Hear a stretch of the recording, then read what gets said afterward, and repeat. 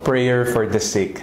Ipagdasal po natin lahat ng may sakit na miyembro ng ating pamilya o maging ang ating sarili o mga kakilala at kaibigan natin na may pinagdadaanang malubhang karamdaman, ito man ay pisikal, spiritual o mental. Habang tayo po ay nagdarasal, maaari nyo pong itaas sa Panginoon ang kanilang pangalan at ang karamdamang hinihingi nila ng kagalingan. Sa ngalan ng Ama, ng Anak at ng Espiritu Santo. Amen. Panginoon, kayo po ang pinagmumulan ng lahat ng kagalingan. Kayo po ang bukal ng buhay. Kayo po ang may gawa sa amin at alam po naming hindi niyo po pababayaan ang inyong mga nilikha.